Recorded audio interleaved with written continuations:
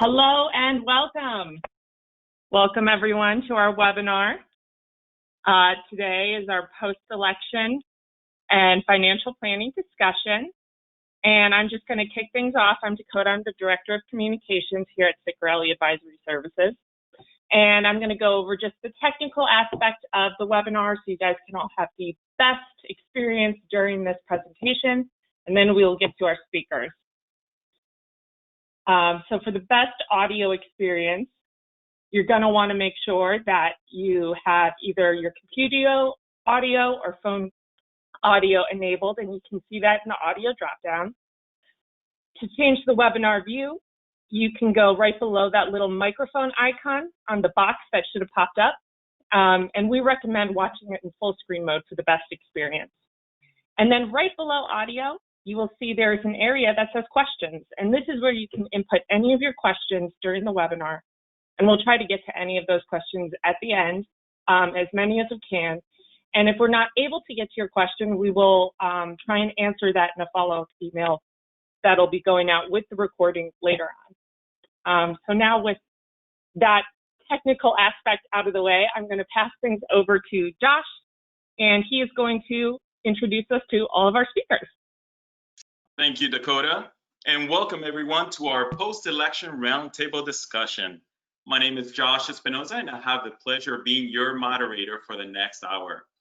We're pleased to welcome you to this timely discussion that outlines, in a general manner, some planning opportunities around what may be possible changes to the tax, financial, and investment landscapes. As a note, our comments provide a directional guidance based on what we know of the incoming administration's platform. Therefore, some of what we discuss today may not become law.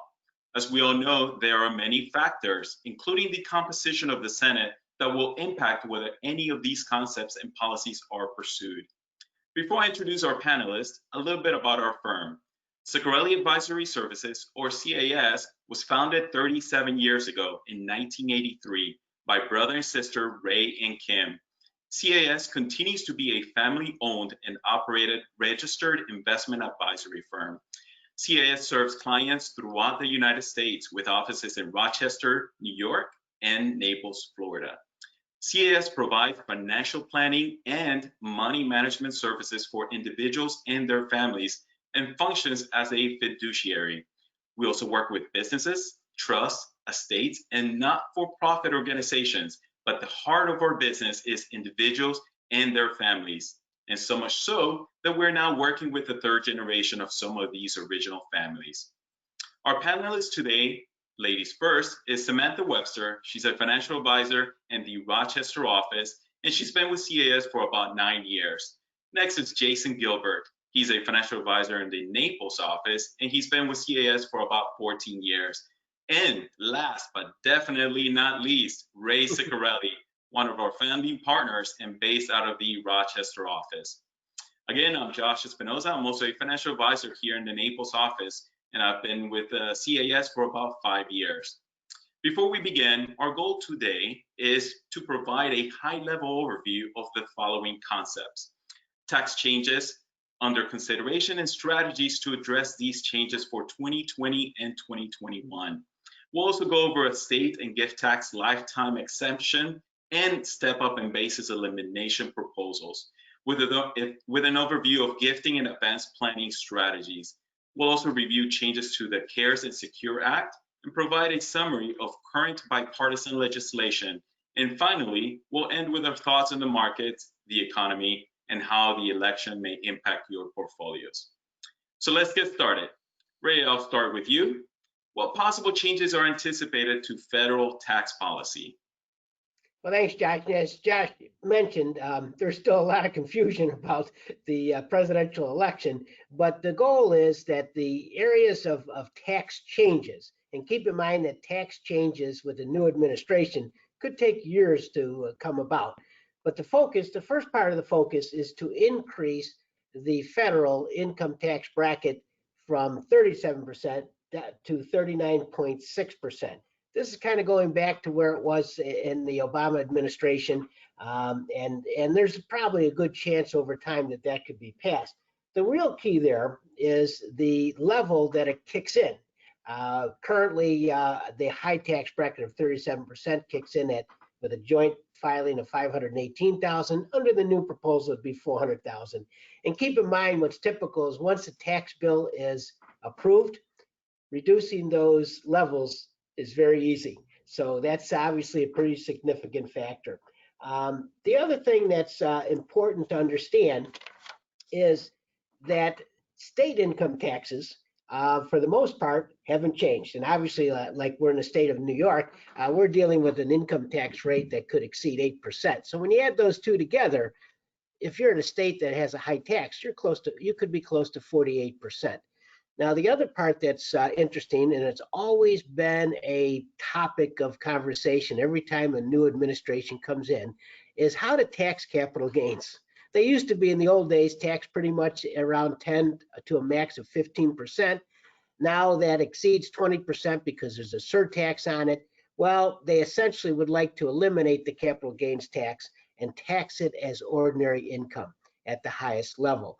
So if somebody's in that 39.7% tax bracket, their capital gains tax could be the same. This is always somewhat discouraging because it encourages people to keep assets instead of sell assets. But again, they're always working with the capital gains tax, and it'll probably be potentially modified somewhere in between. The other part that's a big deal for, not so much for Florida, but for New York, is what we call the SALT tax. And essentially, the SALT tax took away the tax deduction for taxes that you pay in the state you live in.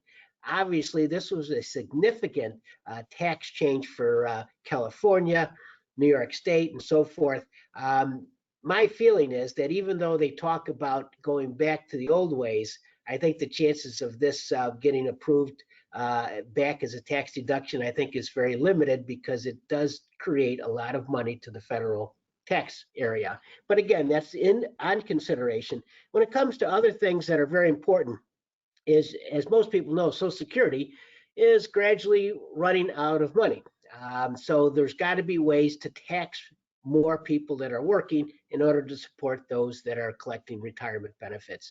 And one of the biggest areas is that currently Social Security is maxed out at about $137,700. But the goal is that would change for people making over $400,000, that they would begin to pay at the maximum Social Security tax bracket rate, which for an individual is in excess of 7%, as well as a company. So this is an area too that's being looked at very carefully. It seems like every administration moves that maximum Social Security tax bracket. Like you say, today it's currently about $138,000. But keep in mind that this is a serious tax because Social Security is what I call a flat tax. The company that you're employed with and yourself combined to split it, and it's close to 15%. So whenever they raise these levels, it makes a significant difference to what people receive in their paychecks. Back to you, Josh. Great, Ray. Thanks for outlining these significant proposals. So Jason, can you comment on the strategies available to us as advisors in assisting our clients with managing these potential tax changes in the final weeks of 2020? Thanks, Josh. Absolutely. So I'd like to share with everybody 4 different strategies to consider. The first one is acceleration of income. And traditional tax planning, what do we try to do? We try to defer income as much as possible and maximize deductions. So this is a totally different way of thinking and kind of a paradigm shift in the way we approach tax planning. So given the historical low tax rates, we may want to consider taking more income now and before year end. One of the biggest bargains, in our opinion, is the 24% tax rate or tax bracket, which allows taxable income up to $326,000 if you're married and filing jointly, or $163,000 if you're a single tax filer. So we have almost 2 months to plan. Why not take advantage of these historic low tax rates? The second idea revolves around equity awards. Okay, so if you're fortunate enough to have equity awards within your portfolio, and some of the more common types of equity awards include restricted stock units or non-qualified stock options, one of the things is you may want to consider exercising some of these before year end.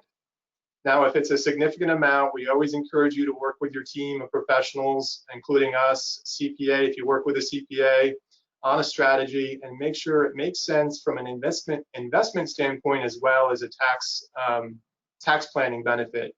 The third strategy is what we call tax loss harvesting. So this is a strategy where we sell our losers to capture our losses on paper, which can then be used to offset gains in the future. This is a great strategy because if tax rates go up in the future, this might be even more valuable to you. And the other benefit is a small amount of our capital losses can be used each year to offset against ordinary income. And then lastly, Roth conversions. So one of our favorite vehicles, of course, is the Roth IRA. And so we are considering, or we like the idea of converting IRA or qualified monies to Roth IRAs. And it has a lot of appeal now, given, again, the low historical tax rates, and also given in the wake of the Secure Act, which was passed into law this year, which eliminated the stretch IRA for most non-spousal beneficiaries. So again, 4 great strategies that you may want to consider to take advantage of and offset some of the potential increases in taxes in the future. All right, thanks, Jason. So Samantha, now looking forward to next year, what strategies do you see are there for 2021 if and when potential tax law changes are implemented? Thank you, Josh. For 2020, as Jason just reviewed with you, the goal is to bring income forward into this calendar year. But for 2021, that goal is just the opposite, to defer as much income as possible. You want to think of your 401k, your 403b, or any other retirement account. Your goal is to maximize up to those limits. This will reduce the amount of W-2 income in the calendar year and defer as much income as possible. And then a second option to consider, now this is more possibly for the business owner, is to consider funding some additional retirement plans. One such plan as a cash balance plan. So this is a defined benefit plan, and it can be used in tandem with a 401k.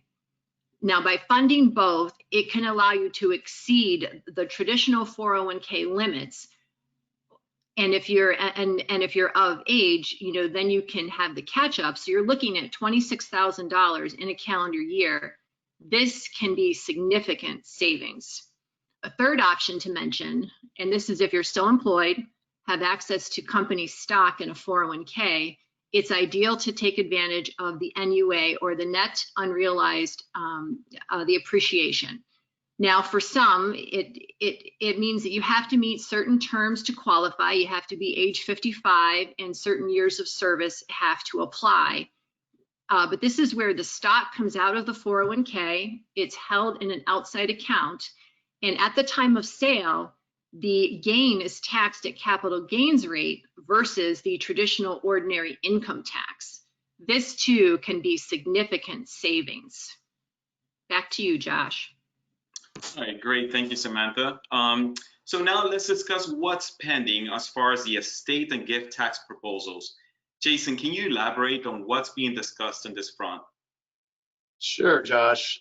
So let's kind of recap current estate tax lifetime exemption amounts. So in 2018, those were increased significantly. So for individuals, those were increased from 5.49 million to 11.58 million for individuals, and then to 23.16 million for couples, with a maximum tax rate of 40%. Okay, so this was a significant increase for larger estates being exempt from estate taxes. Going forward, what we see is this exemption decreasing to possibly 5.6 million for individuals and 11.2 million for couples. And the tax rate may increase to 45%. This will mean, obviously, that smaller estates may be potentially subject to more taxation. This is on the federal side.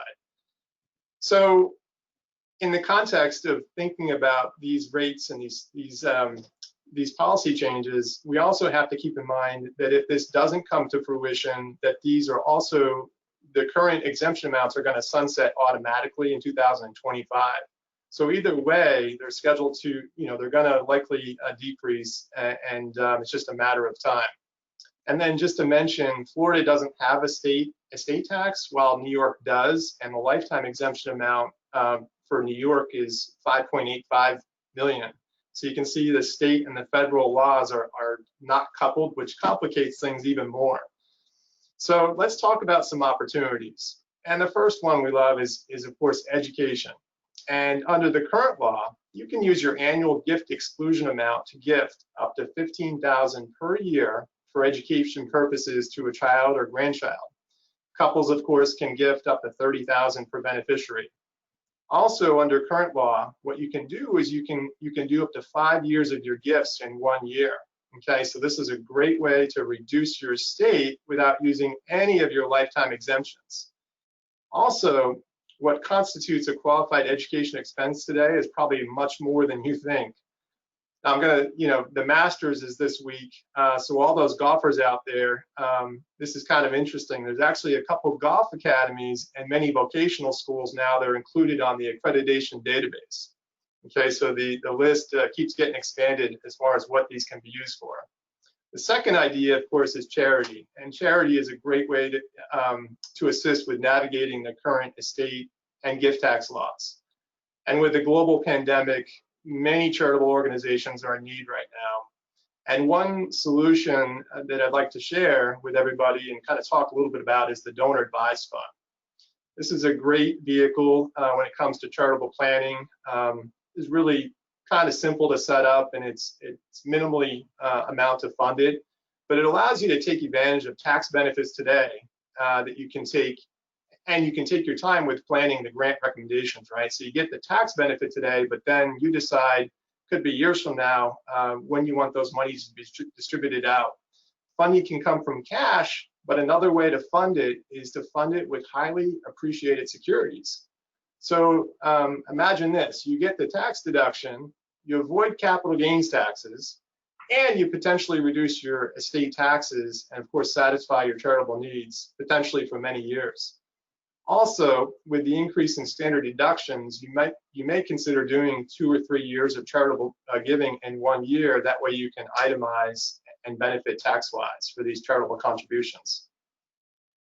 All right. Thanks, Jason. And this is an important topic for many clients, so we appreciate you sharing some opportunities and strategies that are available for clients, to take advantage of the potential changes. So we'll definitely be monitoring closely. So Ray, next question is for you. If the lifetime exclusion is reduced, what options are there for clients whose estates may be in a position of exceeding the proposed smaller exclusion amounts of $5.6 million for individuals or $11.2 million for couples? Well, before we do that, I want to ask Jason a question. Jason, I can go to a golf academy and improve my swing, and it's tax deductible? That's correct, Ray. And actually, there's no age limit on the 529. So if you wanted to go back to school, I think we can make that happen. Well, unfortunately, my kids used all the 529s up. But anyways, going back to some seriousness, one of the areas that we are concerned about is if they were to reduce the exemption amount. The other area is that they want to eliminate what we call a stepped-up basis. Now, how critical is a stepped-up basis in an estate plan? Essentially, what a stepped-up basis means is that, let's suppose mom and dad bought that cottage 40 years ago for $10,000, and today that's worth $500,000. They pass away and they send it to their 4 children, inherit it equally. The children's cost basis, for the most part, is 0 because the stepped-up basis means that its date of death is their new stepped-up basis. This is also very critical for stocks or mutual funds. Recently, had a client pass away that the capital gains was probably in excess of $300,000. Well, the inheritors received those equity mutual funds, and their cost basis today is essentially 0. Obviously, this makes a big difference for planning because now an individual can adjust that inherited portfolio to what they need to do as a planning process and not pay an enormous income tax consequence. Now, the third area, which is very critical, is mostly to do with small businesses. Typically, when a small business passes on, if it's a stepped up basis, maybe that business is able to survive. If it's not a stepped up basis and the children who inherit it, they may be working in the business, they would have to pay that income tax consequence on the capital gains exposure. So keeping a close eye on this is very critical, because the stepped up basis is a significant deterrent for inherited assets that have capital gains exposure. Now, one of the things that a parent can do, and I've always stressed this, is that just because you can give away money, many people think that, well, they'll do it when that money will pass on to their children when they've passed on themselves. Well, why not be gifting some of these dollars now to your children or grandchildren? Again, everybody has separate issues, but today, let's give you a good example. I had a client one time back 45 years ago, gifted $1,000 to their 15-year-old grandson, but he didn't gift him the money. He gifted him 1,000 shares of a stock mutual fund. And he said, look, you don't ever have to add to this, but you cannot sell it until you turn 65. Now, did the client listen to him? Yes. Today, about 2 years ago, that client turned 65 and that account was in excess of $300,000 in value. And today that client is taking $1,000 a month as income. And I want to tell you that if there's kudos that they get in heaven, this grandfather is being remembered every month that client receives a check. So think about these things in your own estate plan, is that you do have appreciated assets. Why not set up an account for a grandchild, have a talk with them, and transfer those shares over as part of that $15,000 gift? And they'll be thankful for you for years to come. And keep in mind, too, that $15,000 exclusion will continue under even any tax law change at this point. It's not going up. So, but just be creative with it, because it can make a big difference ultimately to both your children and your grandchildren. Back to you, Josh. Thanks, Ray, and thanks for sharing those stories, because it really emphasizes, those are success stories of why we do what we do. So beyond these, Samantha, what other options are there for individuals that may have estates above the proposed lowered estate limit? Sure, Josh. Yes, there are some advanced planning strategies that one can put to work in 2020. There are a variety of trust options that would allow one to protect the value of their estate and pass more money to one's beneficiaries. The first trust to consider is what's called an intentionally defective grantor trust, or the IDGT. This trust allows assets to move from one generation to the next. It's probably best to understand if we take a look at an example. So let's look at Nick. He's a wealthy property owner in upstate New York. He has an estate valued at $20 million. He owns rental property that's valued at $4 million, and it is expected to appreciate at 4% each year. Fast forward 20 years, now this could certainly be worth quite a bit more. So one way to protect his estate is to set up this trust, to sell the property to the trust. Now the value freezes, and upon his death, it would pass to his children outside of his estate. A second trust to consider is the grantor retained trust, or the GRAT. Now, if we use Nick from above, now let's say he takes $4 million and funds this trust. Now the trust is then created for a certain term, let's say 10 years. And over that 10 years, it pays out a stream of income to Nick. In the account, the dollars are invested and they earn a certain rate of return. And when the trust expires, the beneficiary of that trust inherits the balance tax-free. A third trust to consider is the Spousal Lifetime Access Trust, or the SLAT. Now this trust is very similar to a bypass trust, except that it is funded at the time that both spouses are still alive. A spouse can take income and the dollars are then not included in their estate. Now, so the reason for creating this trust is because you're assuming that the estate laws, as Jason mentioned in the previous presentation, that the laws will sunset and that the exemptions are going to go back down to the previous levels. A fourth strategy to consider is the intrafamily loan. Now, this is a great way to help family and to keep wealth inside of the family line. It has become very popular in recent years because of the low interest rate environment, and there are many ways to structure this type of loan. Now sometimes one can create one for investment purposes.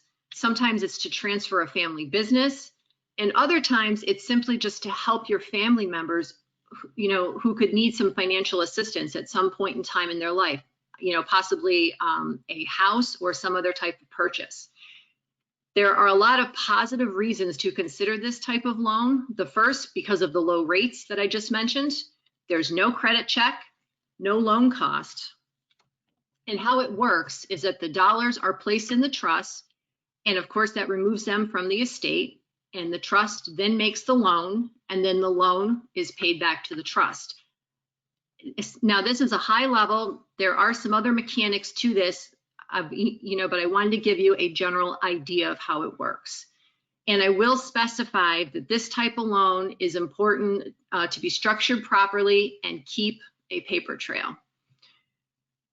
For the sake of time, I kept this somewhat brief and high level as I walked through these 4 strategies, and these are something that you should definitely discuss with your CES advisor if it's something that makes sense for you. Back to you, Josh. Thanks, Samantha, and good point in highlighting that at the end when it comes to some of these topics that are high level that we're discussing right now. We're just letting you guys know as clients that there are always going to be changes, but us as advisors, that's what we're here for. That's what our relationship is for, is to make sure that we keep up with some of these changes and create opportunities to, make sure that we meet your goals. So now, Jason, I know this isn't election related, but weren't there some changes to charitable gifting in the CARES Act that was passed in April? If so, might those changes be useful for someone charitably inclined within a state that may exceed the lifetime exclusion amount? Absolutely, Josh. So as part of the CARES Act, there were a handful of updates that relate to charitable giving. So in the earlier section, I talked about if someone was in a position to make a more significant commitment charitably to reduce their estate size, right? So if they're not in that position to make a significant contribution or charitable commitment, you may, however, want to take advantage of the CARES Act, because this year and this year only, it's allowing individuals to make cash contributions to a public charity of $300 for individuals and $600 for couples, okay, and get a deduction on your federal tax return without itemizing. We call this an above the line deduction. So this is definitely something you want to consider taking advantage of if you have some charitable intent, but don't want to make a significant commitment this year. And then the second point is cash contributions from individuals directly to charities. You can take up to 100% deduction of your adjusted gross income. Under prior law, you are limited and you are capped to 60% of your adjusted gross income. So again, this is a pretty nice adjustment where you might want to take advantage of as well if you're in that kind of a position. And just remember, these gifts, they need to be in cash. Okay, so donor advised fund contributions don't count. Okay, back to you, Josh. Thanks, Jason. So these were following the changes to IRA funding from the Secure Act, weren't they? So Ray, can you review what these changes were? Yes, they were pretty significant, actually. First of all, for traditional IRAs, you can continue to contribute as long as you have earned income. And remember, earned income is not capital gains or investment income. It's actual dollars that you are earning through work.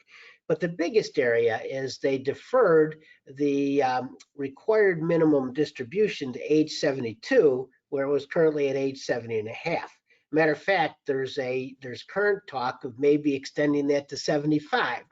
But right now, that's the concept is that it's at 72 today, which allows people who don't need their distributions to continue to defer it a little bit longer. But there was a price to pay for that. And in my opinion, the price was very expensive. And that is that many of our clients didn't develop large retirement accounts being big spenders. And they tend, even in retirement, even though we want them to spend their children's inheritance sometimes, you don't lose that frugalness. And their IRA accounts have continued to grow.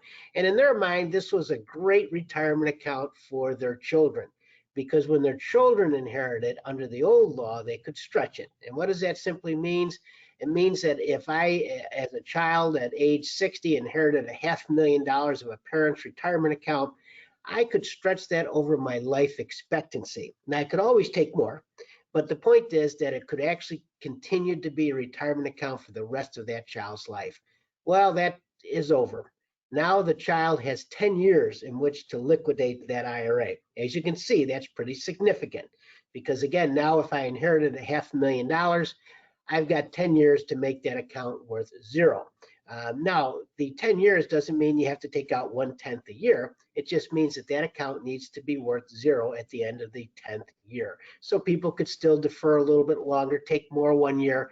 But the point is, it will not be a retirement account for our children, because the stretch was wonderful. This is to liquidate those accounts very quickly. Now, there's a lot of planning areas around this, and we're not going to get into it a great deal right now, but there are ways to continue to develop something that could benefit your children. But we have to plan a lot harder now, and I was disappointed to see that disappear. Back to you, Josh. Thanks, Ray. So in summary, it is important to know that the additional opportunity to defer tax on income has some benefits with the extended time for funding, but there is a limit to that benefit when the kids of the account holder needs to withdraw those funds over a shorter time frame than they did before. Correct. And Samantha, on that topic, weren't there some not election-specific bipartisan bills that were introduced on October 28th? Yes, Josh. On a similar note, at the end of October, there was a bill that was introduced that could make some significant changes to the 401k, the 403b, IRA, and other retirement plans. So basically, there's talk of increasing the required minimum distribution amount, the catch-up contribution, and importantly, promise to expand the automatic enrollment in the retirement plans. And there's an interesting provision about the retirement plan of the matching as a function of an employee who is paying back on his or her student loan. So quite a few changes in the air, Josh. Yeah, those are good points, Samantha. So as you mentioned, regardless of the election outcome, there are plenty of developments taking place. And here at CAS, our job is to stay on top of those. So in the last few minutes we want to finish off with some commentary on the markets. Ray and Jason, can you provide some top-level commentary as to how the election results may impact the economy and the markets? Obviously, the announcement of an approved vaccine will be great news. Thanks, Josh. Absolutely. So although our colleagues in the New York office have been experiencing some beautiful fall weather, we understand up there, we had a little brush with some tropical weather down here in Florida, and South Florida especially. And it reminded us that hurricane season is not over yet. And I'll tell you, for those of us that have been through a few storms, we understand how difficult it can be, especially when you're in the storm. But you understand it's going to pass. And of course, the U.S. has been fighting its own hurricane with the global pandemic, which we too know it'll pass at some point. And in the meantime, definitely testing our resolve and our patience. So anytime we go through a difficult period of a challenging time like this, we really focus on what matters most. And of course, that's family, health. And to illustrate this, it's been interesting, conversations with clients. Some of the common themes that we've heard, is just look forward to over the next 12 months being comfortable to fly and visit my friends and family. One client expressed, her goal in the next 12 months is to be able to give her kids and her grandkids a big hug. And so for us, our clients' health and family remain just as important as they were before the global pandemic. But let's talk a little bit about this year leading up to the elections and the elections themselves. So if we rewind briefly and just take a look at the time leading up to the elections, we came into this year with a lot of optimism, right? We had just experienced one of the longest economic expansions in the history of the United States. And then our optimism quickly faded in March, right? We were faced with the threat of the global pandemic. Our government and governments across the world enforced a shutdown, and which the economy pretty much came to a screeching halt. U.S. economic output contracted by almost a third.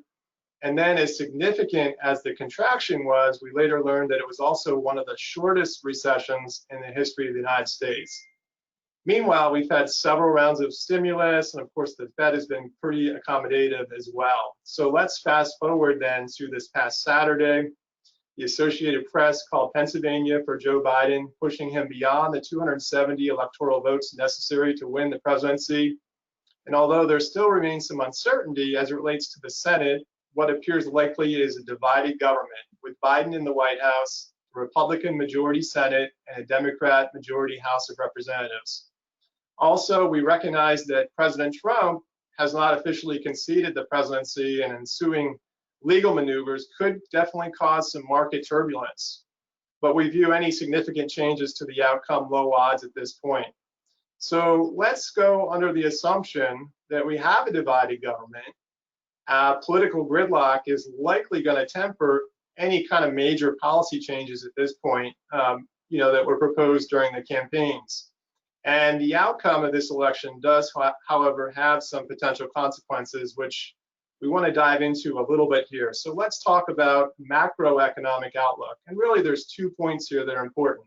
The first is stimulus, right? So many people are eagerly awaiting additional fiscal stimulus, and we're wondering when that CARES 2.0, if you will, package is going to come to fruition, which could obviously help individuals, local governments, education, with really the goal of helping stabilize the recovery. Of course, the timing and the amount of the package remains to be seen and could cause some market volatility while negotiators finalize and kind of work out those details. Also, a divided government may be troubling for Biden to pass his tax agenda, both individual and corporate tax increases. So we'll have to wait and see what that looks like. If we're looking at a more muted stimulus package, then that could be viewed positively in the context of our budget deficits and debt. And at some point down the road, though, we do believe that the federal debt is something that will have to be addressed. This definitely poses a threat to future growth rates for our economy. And if it's not addressed, we're looking at possibly higher inflation, possibly higher interest rates, which could pose threats to both the bond and equity markets. If we shift our focus to domestic policy, some key areas to watch include healthcare, energy, infrastructure, climate change, and of course, regulation. As it relates to infrastructure, it appears at this point that there is bipartisan support for a bill which could be a tailwind for growth. The Affordable Care Act, there could be additional spending. And then as it relates to energy, there's been some talk of this administration rejoining the Iran nuclear pact, which could increase supply of oil and keep pressure on energy prices. And as far as regulation is concerned, there definitely seems like there's some support for antitrust laws, which could pose pressure on technology. And we could see the new administration flex its executive powers as it relates to energy regulation. And then lastly, I just want to talk about foreign policy real quickly. So the focus will likely be on the US-China relations. And at this point, it seems like Biden is likely to still be tough on China, but perhaps a little bit more predictable. And then as it relates to immigration, the new administration is likely to have a looser stance towards immigration, which may add to labor supply and be a headwind initially, but in the long term, it may boost growth a little bit. So those are just a little bit of some insights as far as potential policy changes. But as Ray mentioned earlier, there's a lot up in the air right now. And with that, I'm going to give it over to Ray to talk a little bit more about some more perspectives and insights that we've learned over the past. We're going to bring back what I call common sense. I was fortunate to be licensed in the securities business when I was 17 years old. So that was in the early 70s, and I went through a period starting out when the stock market 2 years in a row dropped 50%. Then, of course, remember those of us that had money in the market in 1987, that one-day drop that nobody even to this day can explain, where literally almost 30% of the stock market value dropped in a single day. Then we had the fun of the 1980s when you could buy treasury bills and get double-digit returns, sit in the money market and get 14%, whereas today you basically get nothing. Then we had the 90s that almost anything you bought earned double digits, and the tech world was going crazy. And I always smiled because I couldn't understand 3/4 of the companies and what they did, but their stock was growing by leaps and bounds. And of course, what that brought in was a 3-year period from 2000 to 2002 of a declining stock market. And just as everything was looking good, we got slapped with 2007, 2008. And of course, here we are now. So what did I learn over those years? One is not to pretty much, you listen for information. But I remember being at a session and a great famous economist was talking, and he was telling us what he felt would happen in 2 years, 5 years, 10 years. And a gentleman raised his question. He says, "Geez, sir, that's great. I really appreciate your time and effort. Could you just tell me what's going to happen next week?" And the economist said, "I can't possibly tell you what's going to happen the next week." Well, then how can you tell me what's going to happen in 2 years, 5 years, and 10 years? In other words, give us information, but realistically, the world is constantly changing. The first thing that's critical in developing a common sense portfolio is always have liquidity. One of the things that you've learned from us, especially as you're taking withdrawals out of the IRAs, is always be able to fund those withdrawals for a couple of years without being forced to sell an asset in your portfolio. It's also important not to invest 100% of your money. We feel that somewhere between 50 and 70% should be in equities, depending on your age, and that the rest should be in more conservative investments. Why? Because we want to grow when things are good. We don't need to be at the highest level. The key is not to drop equal to the market when it does drop. And keep in mind that most investors, including the so-called professionals, always tend to sell at the wrong time and buy at the worst time. So for instance, when things are booming, let's go back to the 90s when I couldn't even understand what a company did, and their stock was of greater value than a blue chip corporation that produces profits. People just bought and bought and bought for no reason because they didn't want to lose the opportunity of what's happening. Look what's happening in our tech market. You take a particular stock, especially I can't name stocks, but there is an electric car company out there that I can't figure out how they value that company because it's incredible what the valuation is. So the tendency when things are good is to buy at the high point. And what's the tendency when things are lousy? Everybody says, well, you better sell because it could get worse. Well, that's not how you make money. How you make money is you rebalance in good times. Let's go back to last year when we had great double-digit returns. That was the time to rebalance your portfolio. When you talk about rebalancing, it means let's suppose we happen to have an aggressive NASDAQ fund in our portfolio last year, and it's been on a great run for a decade, and now it represents, when we put it into it, we wanted it to be 5%, now it represents 9%. What are we going to do? We're going to reduce back to 5% because we don't want our portfolio to be overexposed. And this is the biggest mistake many people make with individual stocks or individual mutual funds that have had a good run.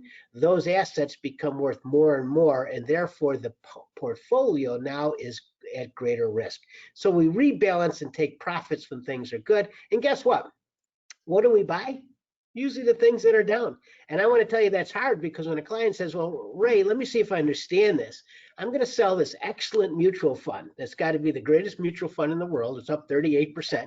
And you want me to buy that dog that's down 7%? Of course. Now, again, there are things to buy and sell, but the point is that that's the buying opportunity. And the same thing in this particular market is there is a time for us to be a little bit more growth directed when we think that there are bargains out there. Now, we're very cautious this year only because of COVID and the fact that we don't know when this is going to be solved on a larger issue. But again, if you keep liquidity in your portfolio, always like to have a client have a healthy bank account and keep our allocation reasonable and rebalance in good times and take the buying opportunities in the tougher times. Recognize that when things are difficult, you can't always determine when's the best time to buy, but when something drops 15 or 20 or 25%, it's a good indication, as long as it's quality investments, that this is an opportunity. And so we just have to be realistic. The other thing that's very important in developing a portfolio is that obviously we deal with a lot of retired clients taking money out every month. One of the keys to our portfolio is what's the income that's coming into the portfolio, and we strive for a 3% income from interest and dividends. And one of the things that I always stress to clients is that when markets are down, it doesn't mean your income has changed. And this is kind of different for most people to conceive, because if you have a bank account and it's worth 200,000 and you take out 50, then you're going to get less interest on 150. But in a mutual fund or a stock portfolio, if I own 1,000 shares of a particular stock and it's paying us a dividend, if that stock drops 20% in value, then my dividend's still the same because I still own those same 1,000 shares. Now, the caution here, we tend to want to use index funds or mutual funds to diversify, because sometimes in a bad economy, a stock may do poorly and stop its dividend. But the point is that most of our portfolios, even when the markets were down late March significantly, our income wasn't down. So that income helps support the withdrawal inside your portfolio. We also stress that if you want to preserve the value of your portfolio, try not to withdraw more than 5% of its value. And if it could be less, 4% is ideal. But once you go 6, 7, 8%, you're taking risk in the long term on principal. So again, these are some common sense situations. The other thing is, I used to tell people, turn off the computer and go out and play. But we can't go out and play anymore. So I guess the idea is, look at the news, look at the stock reports, but don't get overly excited. And the last story I'll leave with you is, I remember a client that was very nervous, and we all are when markets go down dramatically. And he said, "Ray, what should we do? We ought to sell." And I said, "Geez, I didn't know you were retiring today." He says, "No, I'm not retiring for 20 more years." I said, "What are you worried about?" In other words, if it's a short-term concern, we should have already taken care of it through recreation of those portfolios. If it's 10, 15, 20 years out, most of, even the ones, the markets where I told you they were down, they were blips on the overall screen of stock market values. So our goal, again, is to use a common sense approach, buy quality, keep it diversified, rebalance the allocation when times are good, and do a little buying when things aren't so good. So I'll leave with that note. Great. Thank you, Ray and Jason, and thank you for those stories and insights. So we do have a few minutes left for our time together, but we wanted to leave a few minutes for questions. Dakota, do we have questions at this point? Yes, we do have some questions here. So currently, for Rochester, could you please explain the possible impact if the step-up basis is eliminated for inherited assets? Would inheriting and holding on highly appreciated stock position create taxable income, or would just the sale of the stock create the increased tax burden? Sure, I'll take this question. If the step up in cost basis is cut for inherited assets, at the time of the sale, the taxable income is created. It's not just by holding the asset that one inherited. It's at the time of sale is the tax liability.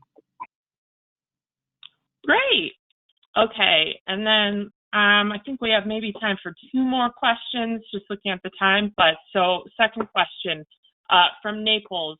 Are there any proposed changes that you know of that would increase the amount of allowable losses that would be used to offset gains, such as an increase to the 3K amount annually?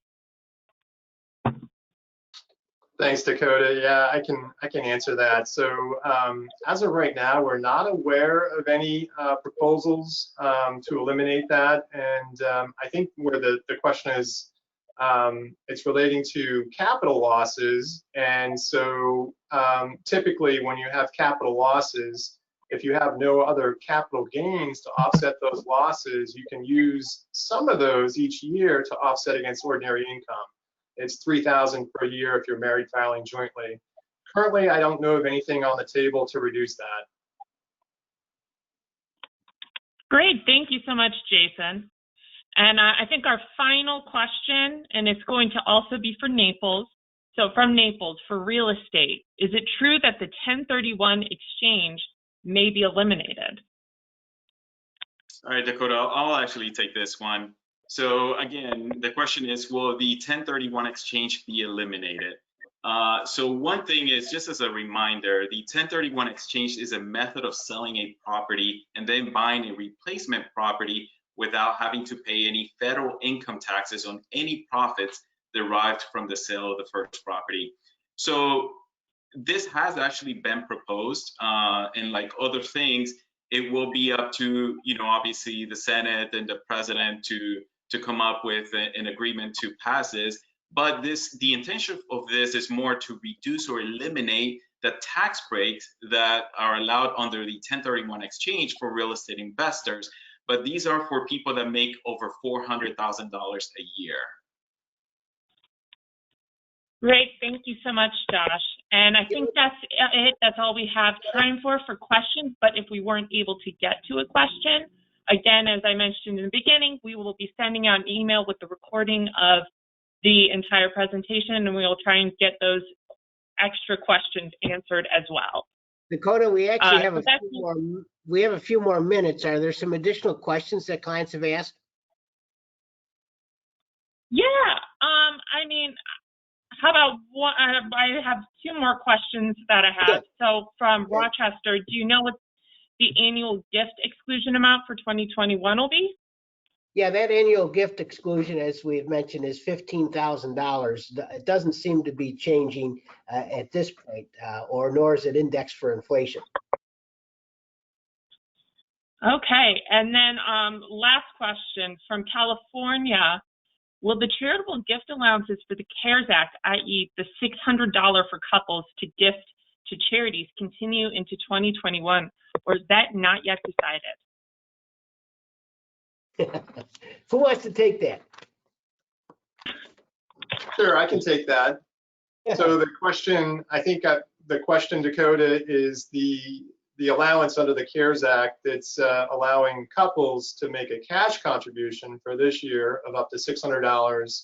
Will that be extended to next year? And at this point, it's not real clear if that's going to be extended or not. We'll have to see, and it's possible with another stimulus package, CARES 2.0, for example, if you will, they might possibly extend some things like that and some other things as it relates to the retirement accounts as well. We'll have to see what that looks like. But for right now, it's kind of up in the air.